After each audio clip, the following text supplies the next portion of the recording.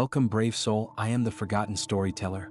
Before we begin, tap that like button if you dare, and drop a comment below telling me where in the world you're listening from. And if you make it to the end of this video, I hope to see you in the next story. I hope you're ready, because I am. Let's begin. Do you hear that? No, not the wind, not the trees swaying, not even the scurry of some tiny, foolish animal in the underbrush. I mean, the absence, the moment where the world forgets to make a sound. Where your own breathing is too loud, your heartbeat becomes an intruder, and you feel watched.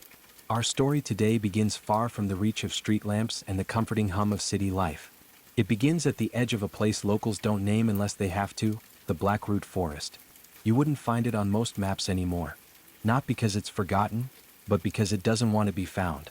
5 friends stand at its threshold on an October morning, their boots crunching frost-stiffened leaves.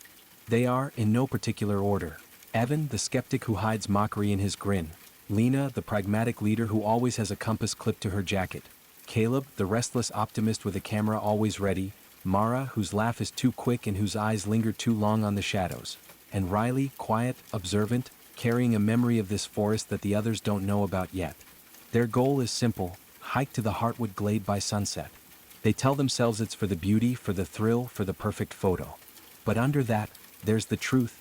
They want to step where no one else dares. They want to dare the quiet. The morning air is cold, their breath fogging, the first golden streaks of sunlight painting the treetops. They're still laughing about the old man they met at the gas station 30 minutes earlier, the one who told them in a voice like dry leaves, "If it goes quiet, don't listen. Run before it listens back." They joke about cryptids and ghost stories. They talk about podcasts, about the best brand of thermal socks. And the forest lets them, for now. At first it's like any other hike. The crunch of boots, the occasional bird call, the faint gurgle of water somewhere deeper in the trees. A squirrel darts across their path. Caleb's camera clicks. The air smells of pine and damp soil. Then it happens. It's not gradual. It's instant. One moment, the layered song of a living forest. The next, nothing. No birds. No wind. Not even the faint, insectal hum that usually hides under everything. The silence is so total, so heavy, it feels like stepping into a padded room. It swallows the space between them. It makes their own footsteps sound enormous. When Lena zips her jacket, the sound is grotesquely loud, scraping like a blade on stone. They glance at one another. Caleb mutters something about weird acoustics. Evan grins and says, "See? This is the part in the horror movie where the audience yells at us to turn back." Nobody laughs. The silence presses closer. They keep walking. What else can they do? The map says the Heartwood is only 5 miles in. But as they move, small impossibilities begin to slip into place. First, the trail forks where it shouldn't. Then, a moss-covered boulder they passed an hour ago is suddenly in front of them again. Lena checks her compass. The needle trembles in her hand, jittering between north and south. Riley's the first to notice the bark. At a glance, it's normal, rough, ridged, patterned with moss. But when you look away and then back again, it's different. The grooves have shifted, not randomly, deliberately, like something rearranging itself when unobserved. Once, she swears she sees the shape of an eye, not drawn, not carved, but grown. Mara mutters that she feels something under her feet like a vibration, a slow, sluggish twitch deep in the roots. Lena tells her it's just her imagination. It isn't. The first whisper comes after another half-mile. It's so faint, Caleb thinks it's just the wind, except there is no wind. It's a sound just at the edge of hearing. Not words exactly. More like a sound stolen from somewhere else. A short, choked-off cry. The sound of something breaking. The whisper doesn't travel through the air. It seeps through the ground, up the trunks of the trees and into their bones. Evan stops to tie his bootlace. The others walk ahead a few paces. Riley glances back, sees him crouched, head bent. She turns forward again for less than 3 seconds. When she looks back, he's gone.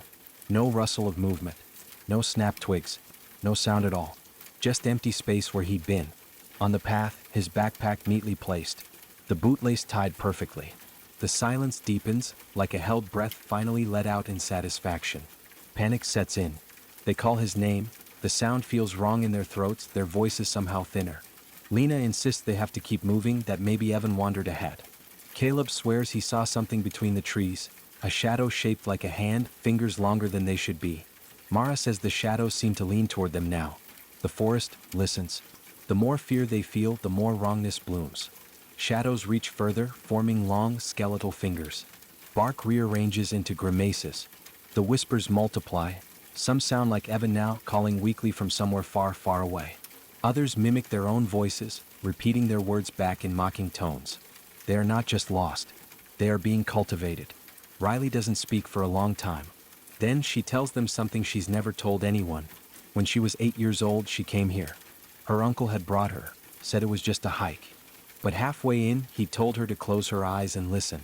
She'd felt the silence even then, and something inside it. She doesn't remember leaving the forest. She only remembers waking up in her own bed the next morning, her uncle gone. No one spoke of him again. The others stare at her, horrified. Caleb says maybe this is why they came here, maybe the forest wanted her back. The words hang in the air like the moment before lightning strikes. They walk faster. The forest bends impossibly, distances stretch like pulled taffy, then snap short so that the trees press in close. The air grows heavier, thicker, almost syrupy. Shadows ripple against the trunks in patterns like skeletal hands opening and closing. Roots pulse beneath the soil, a slow heartbeat felt through their boots. They don't see the second disappearance happen. One moment Mara is between Caleb and Riley, the next there's just empty space. Her scarf hangs from a branch, neatly knotted. The whispers purr. The Heartwood Glade appears without warning, a sudden clearing after a last choke of trees. At its center stands the oldest tree they have ever seen. Its trunk is impossibly wide, its bark so dark it almost swallows the light. Scars cover it from root to canopy, not random gouges but the shapes of faces. Hundreds, thousands. Mouths frozen open, eyes wide, every expression caught at the peak of terror. Around the base of the Heartwood, piles of belongings, jackets, boots, cameras, watches, arranged in concentric circles as though someone has been building a shrine for centuries. The air hums, not with sound but with fear. Suppressed, contained, waiting. Then the forest speaks. Not aloud but directly into their thoughts. One may leave. One must stay. The rest are already mine. Lena's breath lodges in her throat. The voice, if you can call it that, is impossible to place. It doesn't echo in the air. It blooms behind her eyes, fills her skull like smoke. Caleb clutches his head, shaking it like he can throw the words out. What the fucking hell was that? Riley doesn't speak. She knows. The same voice had slithered through her when she was 8, softer then, more curious. Now it's hungry. The Heartwood stands before them, still and patient. Faces carved by no blade watch from its bark. Some have tears etched into their cheeks, others are contorted into silent screams. One may leave. One must stay. The rest are already mine. The forest thought is not a request. It's law. Caleb breaks first. We can't choose. We're not. His voice cracks high and sharp in the air, like glass shattering in a quiet cathedral. We can't. The shadows twitch. Roots shiver underfoot. Then none will leave. Riley feels it, the forest tightening its grip. It's like being waist deep in water, the current suddenly tugging stronger. Her chest feels heavy. Her pulse pounds in her ears, but it's not her own rhythm anymore. It's the forest's. Lena swears under her breath. It's fucking bluffing. But Caleb points a shaking hand toward the shrine at the tree's base. Then explain that. A child's backpack lies there, blue nylon faded to gray, its zipper broken. Next to it, a shoe with the laces tied neatly. Riley recognizes it. Not from here, but from a memory that had never made sense.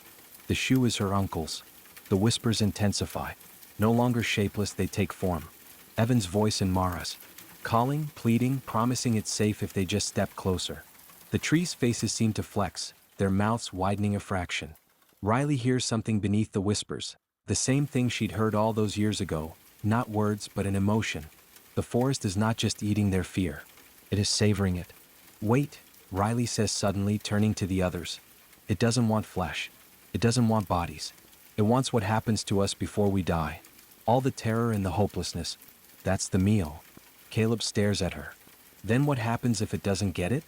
Her voice is barely above a whisper. It makes it happen. The bargain lingers between them, cold and solid. They can feel the pressure in their bones now, as though the air is too thick to breathe. One fear, offered freely. Surrender, and the others walk free. It's Lena who speaks first. What does that mean, surrender, fear? The answer comes not in words, but in a rush of sensation. They all feel it at once. A memory of their own most primal fear, magnified until it's unbearable. The kind of fear that changes you. For Lena, it's drowning, the weightless panic of water closing over her head, lungs screaming. For Caleb, it's fire, heat blistering skin, the air so hot it's unbreathable. For Riley, it's this place. The silence, the watching, the knowing she was marked long ago. The forest wants one of these, whole and unfiltered. Once given, it will keep feeding from it forever. Caleb's breathing grows fast and shallow. If it's between me and you guys, I'll do it. Lena grabs his arm. Don't you dare. You don't even know what you're giving up. It's my choice. His voice cracks again raw. Better one of us than all of us. Riley watches him. His eyes are wide but not with bravery, with desperation. And she knows, if he gives himself to it now, it will take everything from him before letting the rest walk. And maybe it won't even keep its word. That thought worms its way in. The forest has no reason to keep promises. She remembers the old man at the gas station, the one who warned them. She sees him now, not as a stranger, but in flashes, years younger, hiking beside her uncle. She understands. He was the one who walked away. The forest didn't kill him. It let him live with it inside him. She swallows hard. It's lying. Even if one of us gives it what it wants, we don't leave. Not really. We'll take it with us. Caleb turns on her, voice sharp. You don't know that. Yes, Riley says, steady now. I do. The heartwood creaks, a long, slow sound like a beam under too much weight. It's the first sound they've heard from the forest itself. The air thickens further. The faces in the bark seem to lean forward. Choose. The ground pulses. Roots coil closer, writhing under the soil like things just beneath the skin. Lena's jaw tightens. No choice. We run. But when they turn, the clearing is gone. The path they came from is now a solid wall of trees, trunks grown together in moments, fused into an unbroken barrier. They are trapped. The forest hums in their skulls, patient, unhurried. And then, something changes. The whispers stop. The silence deepens into something worse, a vacuum so complete it feels like their thoughts are being pulled out through their ears. A movement at the edge of the clearing catches Riley's eye. She freezes and tries to get a better look. She made out a figure. It's Evan. He stands half shrouded in shadow, smiling faintly. But his eyes, they're wrong. Too black. Too deep. When he speaks, his voice is a perfect copy of his own, but empty, drained. It's not so bad. You get used to it. Mara appears beside him, head tilted, her scarf still around her neck. She doesn't blink. Caleb stumbles back. Jesus Christ. They're not them, Riley says quickly. They're what's left. They're what's left when it's done eating. The shadows behind the two shapes ripple, stretching toward the group like long, eager fingers. The forest's voice seeps back in, warm and venomous. Soon you will join them. Or, you will give me what I crave. For a heartbeat, none of them move. Then Lena shouts, run. They bolt for the only gap in the tree wall, a narrow sliver between two massive trunks. The forest shifts. The gap begins to close like a mouth. Caleb dives through first, then Lena. Riley's right behind, but the air is thick like pushing through water. The trees lean in. Bark patterns shift to watch her. She feels the pull, not on her arms, not on her legs, but on her mind. Images flood in. Herself years from now, hearing this silence again in a city park, in her bedroom at night, in her dreams. The Heartwood's voice caresses her thoughts. You were mine long ago, child. You'll come home no matter where you go. She stumbles through the gap as it seals shut. The silence snaps back into sound. Wind in the leaves, birdsong far away. Too far. They're out. But Riley doesn't feel relief. Not really, because she can still hear it. Beneath the rustle of leaves. Beneath Lena's ragged breathing. Beneath Caleb's frantic cursing. The quiet. Waiting. They don't speak much as they leave the Blackroot behind. The dirt trail becomes gravel, the gravel becomes cracked asphalt. Somewhere far off, a truck engine growls. The world begins to sound normal again. But normal feels wrong now. Every noise is too loud, Caleb's boots scuffing, Lena's zipper rasping. Even the faint rush of wind in the high branches grates like sandpaper on the brain. It's only after an hour of walking that Lena finally says it. We leave this place behind. We don't talk about it. Not to each other. Not to anyone. Caleb nods too quickly. Riley just stares at the tree lean, watching the way the shadows cling to the bark. By the time they reach the car, the sun is low, bleeding orange over the hills. Caleb slams the trunk shut with more force than necessary. Lena starts the engine. They drive without music, without chatter. Riley sits in the back seat, her gaze fixed on the rearview mirror. The forest grows smaller in the distance, a black smear against the fading sky. But even when it disappears entirely, she still feels it. Not a memory, not a lingering fear. Something else, something alive. That night, she dreams of the Heartwood. Not from the outside, but from within. She sees the network of roots threading through the soil, pulsing faintly, each vein carrying a current of something thicker than sap. It was fear. It flows from countless places, countless minds. Not just in the forest, but beyond. She wakes before dawn, gasping, her skin cold with sweat. The silence in her apartment feels wrong, too complete. Then she hears it, a whisper. Faint, almost delicate. A voice that might be hers. Might be Evan's. Might be the forest itself. You'll come home soon and I will be waiting for you. Days pass. She tries to resume her life. But the edges don't fit anymore. In the park near her apartment, the wind stops for a moment. Just for her. The birds fall silent. The smell of damp moss drifts up from the grass, though the day is dry. On the subway, she catches sight of a man across the aisle with a backpack exactly like her uncle's. He looks at her once and his eyes are too black. At night, the dreams return. Not always of the Heartwood itself, but of ordinary places made strange. The kitchen, the grocery store, her childhood bedroom, all wrapped in that same suffocating quiet.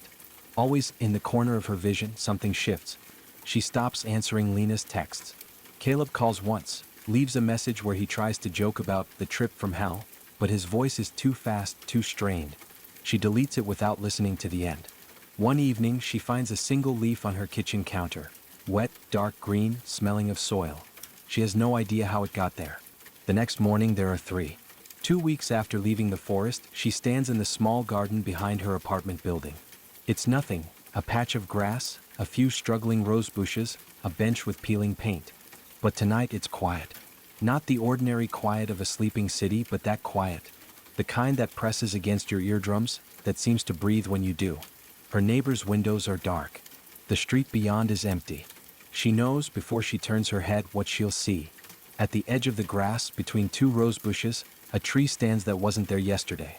Not large, no taller than she is, but its bark is dark and the grooves in it are already shifting.